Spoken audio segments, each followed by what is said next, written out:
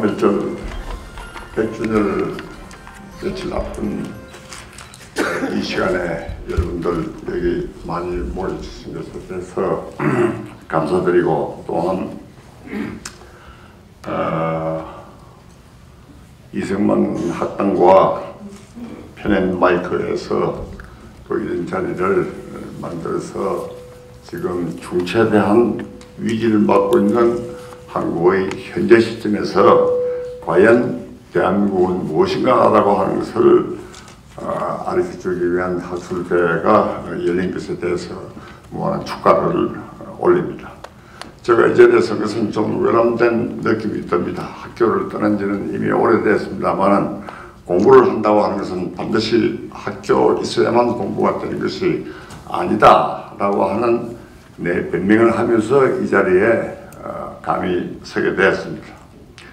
근데 3.1 운동을 지금 두고 여러분이 근래 보았을 것이라고 생각을 하는데, 어느 여당 집회에서 뒤에 글귀를 건 것이 새로운 100년을 향하여 라고 하는 글이 적혀 있는 것을 보고 저는 깜짝 놀랐습니다.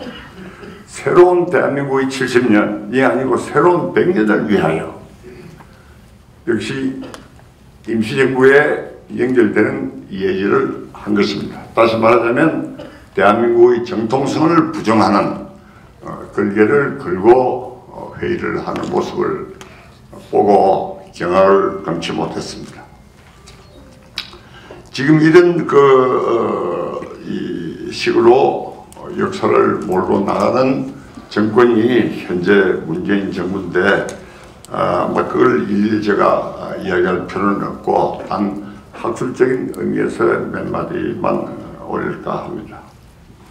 조선 땅에 살던 모든 사람들이 사회 계급과 세계 질서와 모든 것을 떠나서, 신분을 떠나서 하나로 뭉친 것이 최초로 있었던 그 사건이 3.1 운동이었습니다.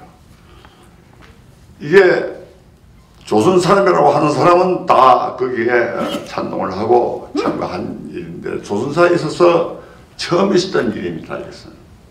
그리고 세계사적으로는 또 어떻게 되느냐.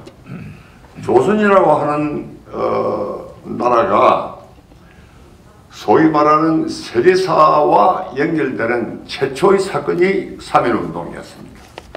세계사라고 하는 개념은 그렇게 오래된 개념이 아닙니다. 그래서 최초로 세계사의 흐름과 이게 연결됐다 하는 의미에서 이것은 대단히 큰 역사적인 비중을 갖는 사건이었습니다. 그래서 세계사와 연결돼서 나오는 계기가 그 뒤로부터 몇 번 지금까지 있어 왔습니다. 근데 이 세계사와 연결된 이 내용이 무엇이냐 하는 겁니다. 그 내용이 1차 대전이 끝날 무렵입니다만은 소위 네이션 스테이트, 흔히 우리말로 민족 국가라고 합니다. 근데 이제 민족이라는 이 말이 요새 여러 가지 혼돈을 갖다가 일으키는데, 이게 우리 말에는 원래 없었던 것으로서 1890년대죠 아마. 예. 그때 이 없던 말이 들어오게 됩니다. 그 민족이라고 하는 것이 이게 뭐냐라고 하는 이제 문제가 그때도 심각하게 논의가 된 바인데, 이게 일본을 통해서 들어왔습니다. 근데 일본이 이 민족이라고 하는 말을 썼던 것은 독일 문화에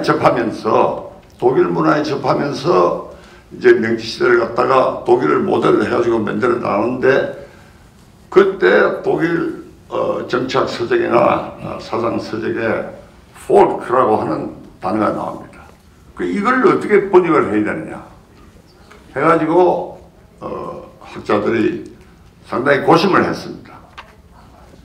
그래서 처음에는 종민이라고 했다가 뭐 여러 가지 말을 써보다가 나중에 민족이라고 하는 것으로 이제 정착이 됐는데, 이걸 영어로 그대로 하면 영어식으로 표현하면 어떻게 되느냐, people of tribes, 종족들의 집단이라고 하는 또 이런 의미가 되어버립니다. 근데 이것이 우리나라에 이제 그 당시 유학생들이 신학문을 갖다가 공부한 사람들에 의해서 우리나라에 전파가 돼가지고 들어옵니다. 그 이후로 이 민족이라고 하는 개념이 묘하게 변질되고 왜곡되고 하면서 지금까지 나옵니다. 근데 그 중에 중요한 것은 아까 정규재 대표께서 말씀하셨습니다만, 고대사로 자꾸 올라가고, 지금도 고대사로 자꾸 올라가서 뭐 어디까지가 우리 땅이며 우리 민족이며 뭐 당군이 어떠며 뭐 자꾸 올라갑니다. 그런데 희한한 것은 하나 있습니다. 지금 현대 세계에서 역사가 오래됐다고 해가지고 잘된 나라는 별로 없습니다. 신흥국이 전부 다 이끌고 나오고 있는 것이 현대 세계입니다. 그렇죠? 근데 일본도 자꾸만 옛날로 올라가서 아마데라스 오미가미 어떠니 뭐 자꾸만 올라가려고 하는 이런 과거 회대적인 이런 양상을 갖다 보이고 있는데, 이것은 정치의식상으로나 역시 역사의식상으로 대단히 문제입니다. 앞을 현재에서 앞을 보고 나가야지 무슨 신화를 갖다가 만들어가지고 자꾸 이렇게 나가려고 하는지 도무지 알 수가 없어요. 신생국가는 역사가 생기기 전에 신화부터 먼저 만듭니다. 이 신화가 지금 어떻게 지금 유행을 하고 한국인들의 의식을 갖다가 지배하고 있냐. 이영훈 교수의 그 이승만 학당에서 이영훈 교수가 줄기차게 지금까지 대국민 상대로 한 강의의 그 중심의 하나가 신화를 파괴하는 것이었습니다. 신화를 파괴하는 것. 엄청난 신화에 덮여 있는 이 의식 세계를 파헤치는 겁니다. 그래서 여간간에 이렇게 해서 우리도 신생민족으로서 민족이라고 하는 말을 부득이 쓴다만 영어로 이야기하는 게 가장 사실은 정확합니다. 네이션 스테이트라고 하는 것인데, 이 네이션 스테이트가 여러 가지 의미를 가지고 있습니다. 그건 조금 이따 얘기를 하기로 하고, 이 3.1 운동이 식민지 해방, 다시 말하자면 제국주의에 한거해서 식민지가 된 나라를 해방시키겠다 하는 것이 주 내용이죠. 근데 이 3.1 운동으로부터 시작해가지고 사상이 이상하게 이제 여러 갈래로 나눠집니다. 그런데 사회주의자나 공산주의자나 혹은 또 우리가 이야기하는 민족주의자나 말할 것 없이 그 당시에 제일 영향을 받았던 것이 일본을 통해서 들어오는 서양 문화와 그 중에서도 특히 독일 문화의 영향을 크게 받습니다. 일본 전체가 그랬고 조선인 유학생들이 역시 거기에 영향을 받았습니다. 이렇게 해서 종족적인 민족주의라고 하는 것이 휩쓸기를 시작했고, 이것으로 교육을 했고, 우리는 당군의 자손이다 라고 하는 이 혈통을 갖다가 이야기하는 신화, 이런 것이 계속돼 가지고 내려왔습니다. 자, 이렇게 해서 그걸 가지고 하면 어떻게 되느냐. 집체는 있어도 개체는 없다라고 하는 것입니다. 사회 전체는 유기체로서 개인의 존재는 무시되는 겁니다. 그래서 식민지 해방을 해야 되고, 또 그것이 지상 목표이다 보니까 전체를 전체로서 하나로서 얘기하는 것이 당시로서는 일리가 있었습니다. 근데 그 흐름이 지금까지 와가지고 북한 헌법에 하나는 전체를 위하고 전체는 하나를 위한다 하는 조항이 들어있습니다. 그게 그대로 내려온 겁니다. 근데 여기서는 대한민국은 그렇게 출발한 나라가 아닙니다. 이것이 개체를 중심으로 해서 개권을 기반으로 하는 국가로 이걸 만들어 온 겁니다. 그래서 지금 우리 대한민국이라고 하는 것이 어떻습는데, 지금 말씀드렸다시피 그런 집체주의적인 이런 사고가 계속해서 내려오다가 보니까 어떻게 되느냐, 독립운동의 그 흐름하고 연관돼 가지고 내 아닌 세력은 전부 다, 내 아닌 외국은 전부 다 제국주의 세력이다 라고 하는 이런 이야기가 되죠. 그래서 민족 이러면 지금 우리 국민들의 의식 속에서는 뭐 우리말로 적당한 말이 없습니다만 불어로 통용되는 용어인데 르상티망이라고 하는 겁니다. 르상티망. 뭔가 바깥에 외국이라고 하는 데 대해서는 뭔가 원한을 갖고 완전 고립이 마치 독립이냐 생각하게 되는 이런 흐름이 지금까지 나오고 있습니다. 근데 현재 이 3.1 운동을 갖다가 두고 정부도 지금 현 정부도 그런 행사를 하려고 했는데 왜 못하게 처음 의도했던 대로 안 됐냐 하는 것은 뭐 제가 더 설명할 필요는 없으리라 생각합니다. 단 지금 한 좌쪽의 생각은 대한민국이 성립됐다고 하는 것을 부정하려고 하는 겁니다. 근데 민족은 하나, 뭐 이렇게 이제 지금까지 그 계속해서 저쪽의 선전이 그렇고 여기서 또 그걸 당연한 것처럼 생각하는 국민이 뭐 거의 대다수라 해도 과언이 아니라고 생각을 합니다. 자, 왜 이런 상태가 됐냐? 과거에 어느 대통령은 어떤 동맹보다도 민족이 우선한다고 하는 얘기를 했죠. 이게 무슨 말입니까? 이게 그분이 대통령이 되고 나서 처음 3.1 운동 기념식에서 한 얘기도 임시정부 그것이 말하자면 정통이다 하는 식으로 이야기를 한 적이 있습니다. 이 사람의 착각은 뭐냐? 민족이 되었든 국민이 되었든 간에 그것은 주체입니다. 그렇죠? 그리고 동맹이라고 하는 것은 외교 정책에 속하는 겁니다. 주체와 정책을 갖다가 구분 못하는 지적 수준으로 국민을 갖다가 국민을 두고 감정을 흥분시키는 이런 연설을 한 적이 있습니다. 그 다음에 또 어느 대통령은 6.25 전쟁을 두고 실패한 통일전쟁이라고 했습니다. 실패한 통일전쟁. 왜 실패했냐? 외군의 개입에 의해서, 외세의 개입에 의해서 실패했다 라고 하는 내용을 포함했던 표현이었습니다. 그래서 나중에는 소위 제2 건국위원회라고 하는 것까지 만드는 지경에 이르렀던 것입니다. 그렇죠? 지금 나아가고 있는 것이 제3의 건국을 갖다가 획득하고 있는 겁니다. 제3의 건국. 그러니까 이승만, 박정희 등등 지금까지 온 것을 이건 모조리 잘못된 역사다 하는 그런 역사를 갖다 가지고 있는 것이죠. 그런데 대한민국이 지금 세계적으로 어떤 위치에 있습니까? 다시 말하자면 아까 정규재 대표께서도 이야기를 했지만 2차 대전 이후에 선생국으로서 이렇게 세계적인 지위에 오른 나라가 대한민국이 유일하게 독특한 나라입니다.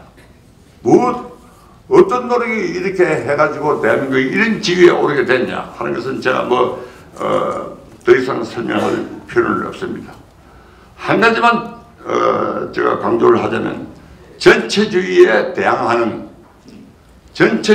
대항해서 굴하지 않았던 대한민국이기 때문에 여기까지 온 겁니다. 소위 낭만주의의 집체주의로부터 시작해가지고 전체주의로 흐른 북한의 오늘의 모습은 어떻습니까? 예? 그것이 살기 좋은 나라라고 할 것 같으면 여기서 떠들 게 아니라 그쪽으로 가는 게 옳다 생각합니다. 이렇게 대한민국 위치가 설정이 되어 있는데 우리가 지금 현금의 사태를 갖다가 보면 대한민국이 자유민주주의를 갖다가 유지하고 지키고 발전시키고 나가는 최전선에 있습니다. 이것이 유라시아에서 유라시아 전체가 아직까지 전체주의 망령에서 떠나지를 못하고 있어요. 그래서 이런 전초적인 역할을 갖다가 우리가 지금 담당하고 있다. 그리고 이 유라시아가 평화적으로 국제관계가 이루어지려면 자유민주주의적인 체제가 이루어져야 됩니다. 지금 핵 문제가 뭡니까? 물론 핵이라고 하는 무기를 빼놓고 시작하자면 북한과 중국이라고 하는 전체주의 세력과 지금 맞선 거 아닙니까? 그래서 무엇보다도 정치적인 의식과 정치적인 단결이 필요한 시기입니다. 그런데 제가 이렇게 이야기를 하자면 대한민국 위치를 갖다 과장하는 것입니다만 여러분 한번 생각해 보십시오. 우리보다도 산업화가 뒤떨어졌던 중국이 그죠? 새롭게 경제 발전을 갖다 해 나간다고 했을 적에 어떻게 했습니까? 대한민국이 모델이었습니다. 경제 발전이 모델이었어요. 포항제철에 얼마나 많은 중국인들이 왔다 갔어요. 심지어 박태준 회장을 갖다가 중국에 모시고 가서 중국 새로 만들어진 철강소의 사장을 맡기면 어떠냐 하는 얘기까지 나오지 않았어요. 자, 이거는 경제적인 문제입니다. 정치적으로는 어떻게 됐습니까? 중국이. 천안문 사태 여러분 잘 아실 겁니다. 그 당시 천안문 사태를 갖다가 지금 성원을 했던 사람이 권력의 수장으로 있었던 조자양이라고 하는 사람입니다. 조자양이가 뭐라고 그랬습니까? 한국도 민주주의를 갖다가 하는데 왜 우리는 안 되느냐 하는 얘기를 갖다가 공공연히 하지 않았습니까? 그래서 평생 감금을 갖다가 당했던 겁니다. 그런 정도로 경제와 정치에 있어서 한국이 모델이 되었습니다. 그렇죠? 그러면 우리가 여기서 지금 만족을 하고 그대로 있을 수는 없는 겁니다. 근데 이 모델이 된 것이 무엇이 그렇게 원통해가지고 지금 대한민국을 부수려고 하느냐. 그렇죠? 자, 이러면 우리도 세계사에서 역사적인 미션을 갖다가 얘기할 때가 되었습니다. 역사적인 미션. 원래 이 민족주의라고 하는 소위 우리가 이 내셔널리즘이라고 이야기하는 것이 이 큰 나라가 이 내셔널리즘을 갖다가 주장했을 적에 여러 가지 옷을 입혀가지고 역사적인 미션, 역사적인 사명이라고 한 것을 갖다가 주장했던 것이 지금까지도 계속되고 있습니다. 일본은 어떻게 했습니까? 아세아주의, 대아세아주의를 갖다가 부르짖었죠. 경주의 한 형태입니다. 그 다음에 러시아가 어떻게 했습니까? 레닌이 혁명을 해가지고 공산주의를 한다고 하는데 그 외교 정책은 범슬라브주의였습니다. 그리고 이것은 제3 로마의 소위 역사적인 미션이라고 해가지고 인식을 하고 있었던 겁니다. 그 다음에 중국은 지금 어떻게 하고 있습니까? 신천하 질서를 갖다가 만들기 위해서 1대1로 정책을 갖다가 추구하다가 지금 안포에 걸려 있습니다. 우리는 이런 팽창주의적인 미션을 할 생각도 없고 할 생각도 없는 것이 바로 삼일정신입니다. 평화주의라고 합니다. 그것도 없고 또 우리가 나아가는 이 체제는 제국주의적인 그런 형태를 취할 수도 없는 것입니다. 그래서 우리의 미션은 어떤 것이냐? 유라시아 지역을 자유민주주의식으로 바꾸는 것이 우리의 미션이다 하는 겁니다. 이런 의미에서 우리도 큰 꿈을 갖다가 가져야 됩니다. 로마라고 하는 이태리의 로마가 세계를 갖다가 휘두르는 때 그 이태리라고 하는 거 우리가 마찬가지로 삼민이 바다고 조그만 나라였습니다. 그렇죠? 물론 그것은 제국으로 진정이 됐습니다만은 현대사회는 그렇게는 안 됩니다. 그래서 어느 다른 나라도 생각할 수 없고 꿈도 꿀 수 없는 미션을 우리는 세계사적인 임무로서 가지고 있다. 여기에 대해서 우리는 프라이드를 느끼도 괜찮다. 얼마든지 자랑스럽게 생각을 해도 괜찮다. 이렇게 생각합니다.